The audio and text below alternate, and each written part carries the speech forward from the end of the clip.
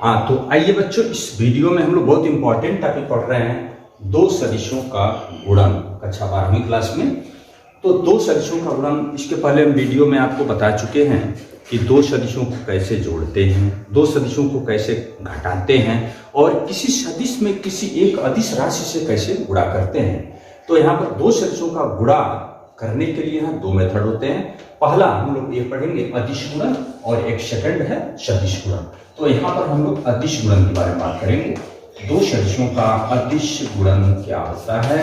Scalar product of two vectors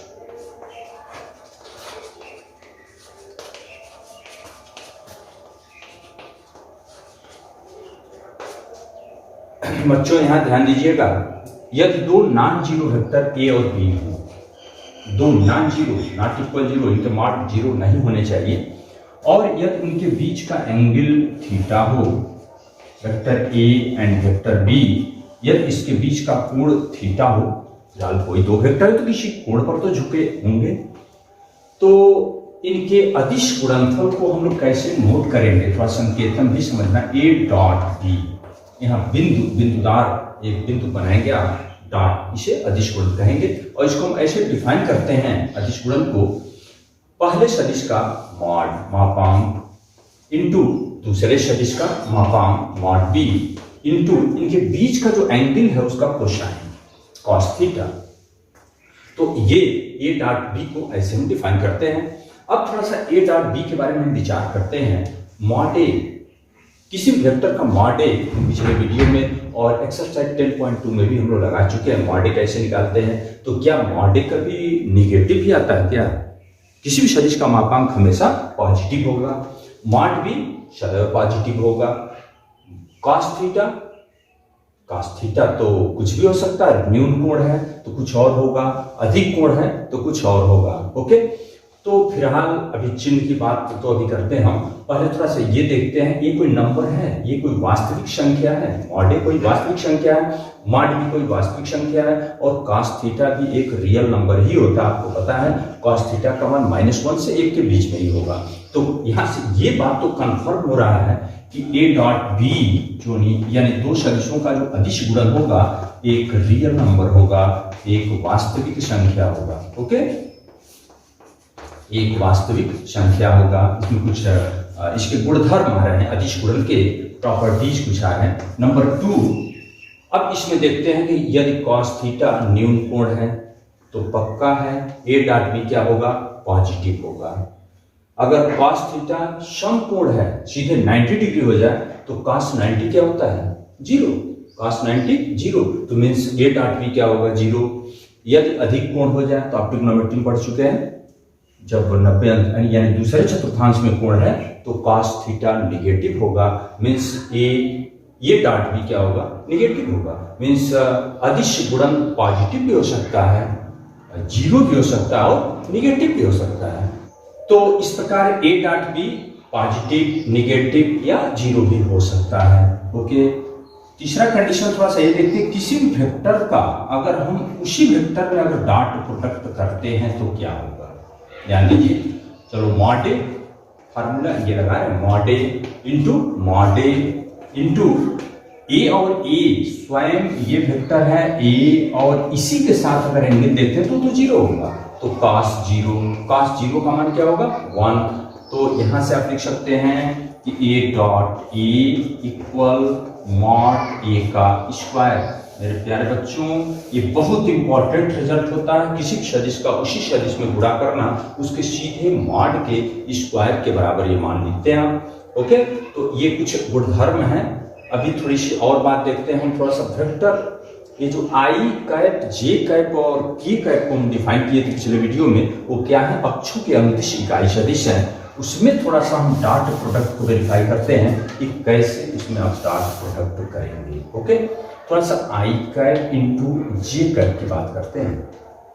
तो इसे इनकी दिशाओं के बारे में आपको पता होना चाहिए। ऐसे हम डिफाइन किए थे, x अक्ष की दिशा में इकाई सदिश को आई कैप नोट किए थे, y अक्ष की दिशा में जे कैप और z अक्ष की दिशा में के कैप को डिफाइन किए थे। तो क्या आई कैप और जे कैप के बीच का कोण कितना होगा?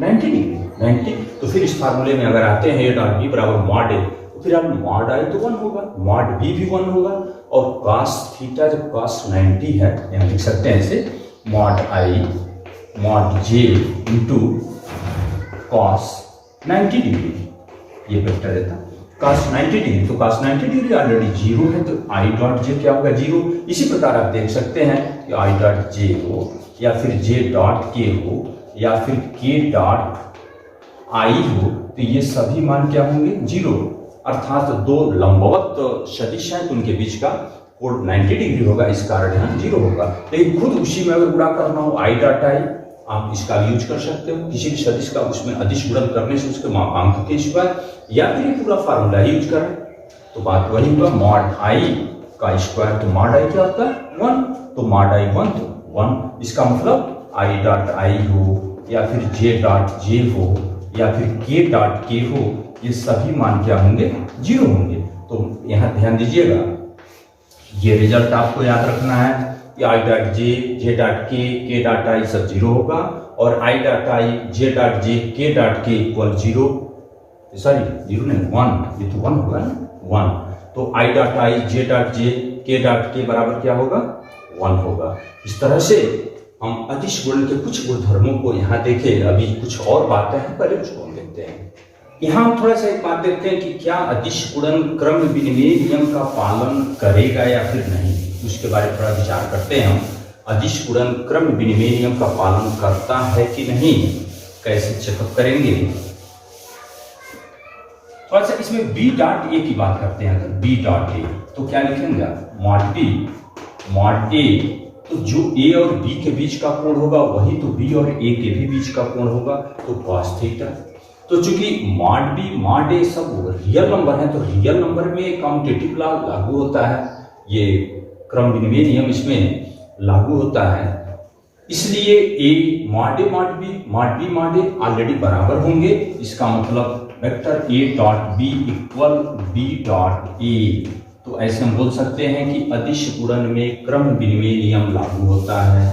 थोड़ा सा साहचर्य नियम की बात करें, साहचर्य नियम, तीन सदिश कोई वेक्टर ए वेक्टर बी और वेक्टर सी हैं, तो vector A plus vector B plus C, किसी दो को ही पहले जोड़ते हैं, तो बी और सी को जोड़कर ए में जोड़ें या फिर ए और बी को जोड़कर सी में जोड़ें, ये सब आपस में बराबर ही होते हैं। आप कोई भी एग्जाम्पल सदिशों का योग तो हम एक्सरसाइज 10.2 में ही पढ़ चुके हैं, आप कोई एग्जाम्पल एबीसी का लेकर देख सकते हैं, ये सदैव आपस में बराबर ही होगा। इसलिए हम बोल सकते हैं कि अदिश गुणन क्रम विनिमय नियम का पालन करता है। अब थोड़ा सा गुणा करने पर विचार करना है कि किन परिस्थितियों में हम ये गुणा कर सकते हैं। जैसे ये आप नोट कर सकते हैं, वीडियो रोक लीजिए, इन सब रिजल्ट को नोट कीजिए और यहाँ ध्यान दीजिए, यदि दो वेक्टर आपके पास दिए हों, जैसे vector A vector B vector C, आप पिछले वीडियो में 10.2 में भी देखे, जैसे यहाँ लिखते हैं हम वेक्टर ए इक्वल, मान लो सपोज दैट कुछ भी है 2i प्लस जे प्लस के, और vector B i minus J plus K, तो इसके डॉट प्रोडक्ट की बात अगर करते हैं ए डॉट बी, तो क्या इस फार्मूले से हम इस डॉट को कर सकते हैं क्या गुणा। आपके पास क्या मॉड ए, ठीक मॉड ए तो निकाल लेंगे, कोई प्रॉब्लम नहीं। मॉड बी भी मिल जाएगा, कोई दिक्कत नहीं, लेकिन थीटा तो है नहीं, थीटा कैसे निकालेंगे। तो फिर इस फार्मूले से गुणा होगा कैसे बच्चों, इस फार्मूले से गुणा अभी नहीं कर पाएंगे आप, अभी फिलहाल हम आगे अभी तुरंत इसी वीडियो में बता रहे हैं ये थीटा कैसे निकालेंगे। तो सबसे पहले इसको देखें आप, ये डॉट कैसे करेंगे। अभी आपको हम बताए कि आई डॉट जे, फिर जे डॉट के, और के डॉट आई क्या होता है 0, और फिर बताए हम I dot I J dot J equal के डॉट के इक्वल 1। इसका यूज करके आप पूरा कर लें, जैसे 2i प्लस जे प्लस के dot I minus J plus के, इसका गुणा करना है। तो आप देखिए इसका गुणा इसमें करेंगे, आई डॉट आई क्या होगा 1, तो 2 इंटू 1 ये 1 हो गया। फिर इसका गुणा आई डॉट, जैसे कोष्ठक का गुणा करते हैं बीजगणित में, ऐसे आई डॉट जे क्या होगा, यहाँ से 0 होगा, आई डॉट के 0 होगा, फिर जे डॉट आई 0 होगा, जे डॉट जे यहाँ 1 है, -1 ये बच रहा है आपका, फिर इसके साथ 0, के डॉट आई 0, के डॉट जे 0, के डॉट के फिर 1 होगा, इसको आप जोड़ सकते हैं, क्या होगा 1। तो इस तरह से हम एक रिजल्ट यहाँ प्राप्त कर सकते हैं कि जैसे vector A equal A1i A2j plus A3k ऐसे दिया हो, और वेक्टर B बराबर दिया हो B1i B2j प्लस B3k। तो यहां से वेक्टर A डॉट B की बात करते हैं अगर, तो ऐसे कोष्टक में इसको लिखते हैं डॉट, जैसे यहां गुणा किए तो बस इतना ही बचेगा A1 B1, फिर A2 B2, फिर यहां से मिलेगा A3 B3। इस तरह से क्या करना है, आई के गुणांक में गुणा, जे के गुणांक जे में और के गुणांकों का गुणा करके हम जोड़ लेंगे, तो फिर यहाँ से हम किन्हीं दो सदिशों का गुणा कर सकते हैं, हमें इस सूत्र का जरूरत नहीं पड़ेगा। तो ये आपको रिजल्ट जानना है, फिर उसके बाद ऐसे गुणा, ज्यादा से ज्यादा गुणा हम ऐसे ही करेंगे।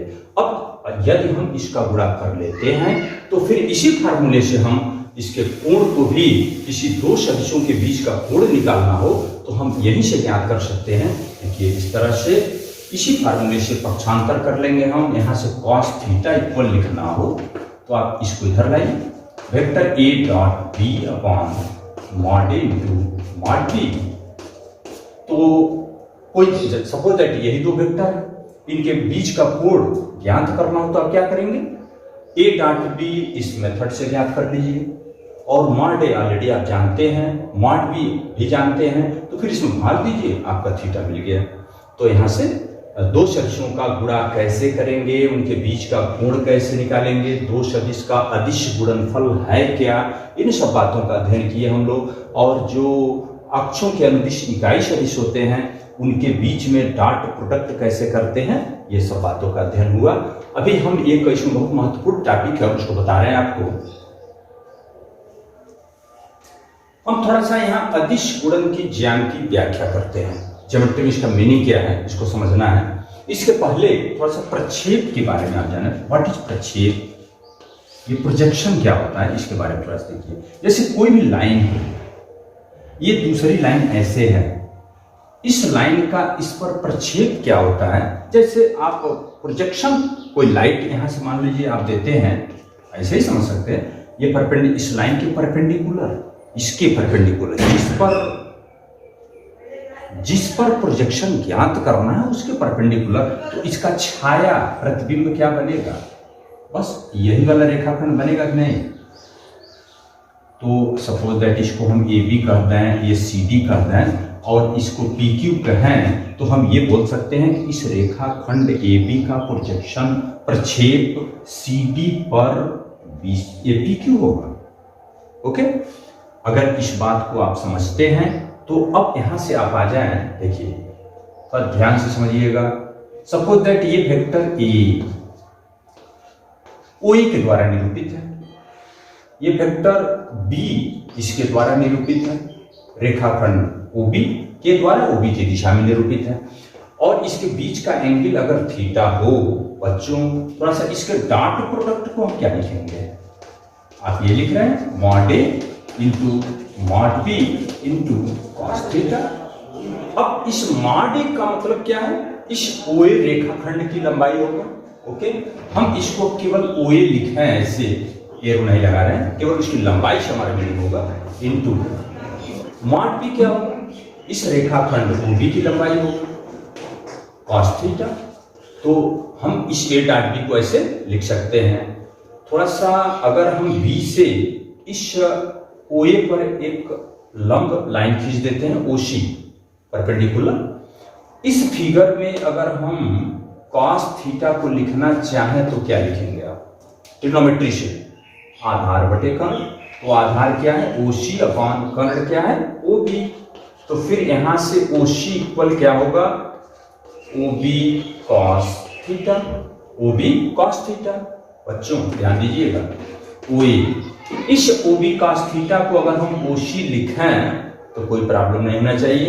इस OB cos थीटा को, इस OB cos थीटा को हम इस फिगर में OC लिख रहे हैं, OC। तो क्या रिजल्ट मिला, ए डॉट बी दो सदिशों का सदिश अदिश गुणन ऐसी दो संख्याओं के गुणनफल को निरूपित करता है जिसमें एक संख्या OA इस सदिश का मापांक है और OC क्या है, OC को अभी इसके हिसाब से हम बोल सकते हैं इस OB का प्रक्षेप है किस पर, OA पर। OB का प्रक्षेप OA पर है। ओके, तो हम ऐसे डिफाइन कर सकते हैं दो सदिशों का अदिश गुणन ऐसी दो संख्याओं के गुणनफल के बराबर होगा जिसमें एक संख्या किसी एक सदिश का मापांक और दूसरी संख्या दूसरे सदिश का उस सदिश पर प्रक्षेप जिसका मापांक यहां लिखे आप। ओके, ऐसे किसी सदिश, यहां से आप क्या लिख सकते हैं, OC को लिखना और OC बराबर क्या लिखोगे, vector A dot B upon OA। OA means क्या, vector A dot B upon OA means mod A। ये OC क्या है, वेक्टर B का वेक्टर A पर प्रक्षेप। OC को ऐसे शब्दों में लिख लो, B का A पर प्रक्षेप इक्वल, यही लिख सकते हैं आप। तो ये भी एक फार्मूला बन गया आपका। आपके एक्सरसाइज में से क्वेश्चन मिलेंगे, जैसे मिलेगा वेक्टर A इक्वल कुछ दे देगा 2i plus J plus K, ऐसे B बराबर कुछ और देगा, ऐसे बोलेगा B का A पर प्रक्षेप ज्ञात कीजिए। तो आपको क्या करना होगा, इन दोनों सदिशों का अदिश गुणनफल ज्ञात करके मॉड A से भाग देंगे। जिस पर प्रक्षेप ज्ञात करना उससे भाग देंगे। अगर A का प्रक्षेप B पर पूछ दिया जाए तो A डॉट B में मॉड B से भाग देंगे आप। ओके, तो ये अदिश गुणन की ज्यामितीय व्याख्या, इसको हम एक तरह से और डिफाइन करते हैं, आप चाहे तो नोट कर सकते हैं कि दो सदिशों का अदिश गुणन, ध्यान से सुनिए, दो सदिशों का अदिश गुणन ऐसी दो संख्याओं का गुणनफल है जिसमें से एक संख्या किसी एक सदिश का मापांक, आप यहाँ OA cos थीटा को भी इस पर से लंब खींच सकते थे, तो ऐसे बोल रहे हैं किसी एक सदिश का मापांक और दूसरी संख्या दूसरे सदिश का पहले सदिश पर प्रक्षेप होगा। और ये बहुत इंपॉर्टेंट फार्मूला हो गया, B का A पर प्रक्षेप बराबर यही वाली बात, vector A dot B upon mod A। और अगर A का B पर प्रक्षेप चाहिए तो यहाँ मॉड B से भाग देंगे। ये तो हो गया लगभग आपका अदिश गुणन से संबंधित बातें हो गई। इसमें दो चीज थोड़ा सा हमें प्रूव करना है, उन बातों को हम दिखाते हैं आपको। बहुत महत्वपूर्ण एक असामिका इनइक्वालिटी, उसके बारे में थोड़ा सा देख लेते हैं, उसके बाद हमारा ये वीडियो कंप्लीट होगा। कोई दो सदिश वेक्टर A और वेक्टर B हो तो आपको प्रूव करना है कि मॉड, उनके डॉट का प्रोडक्ट का मॉड, उनके अदिश गुणन का मापांक उनके अलग अलग मापांकों के गुणनफलों से छोटा होगा या उसके बराबर होगा, उससे बड़ा कभी नहीं हो सकता है। ध्यान दीजिए, आप क्या पढ़े हैं, जैसे मान लो कोई दो वेक्टर हैं, वेक्टर A और वेक्टर B, इनके बीच का कोई एंगल थीटा है, तो आप A डॉट B को क्या डिफाइन किए हैं, mod A mod B into cos theta. तो यहाँ बच्चों कॉस थीटा तो पॉजिटिव निगेटिव कुछ भी हो सकता है, लेकिन अगर हम इसके मॉड की बात कर लें, मॉड सब मॉड हो गया, अब तो ये पॉजिटिव ही होगा।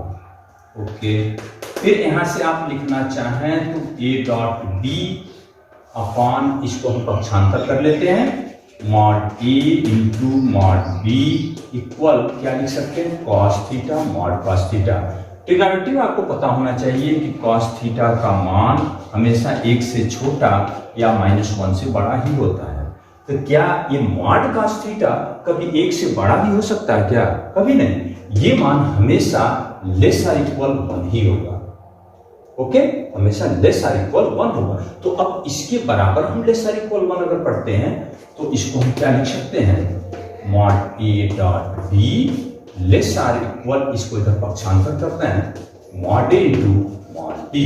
तो इस तरह से ये रिजल्ट प्रूफ होता है, कोई दो वेक्टर हों, उनके अदिश गुणन का मापांक हमेशा उनके अलग अलग मापांकों के गुणनफल से लेस ही होगा या इक्वल होगा।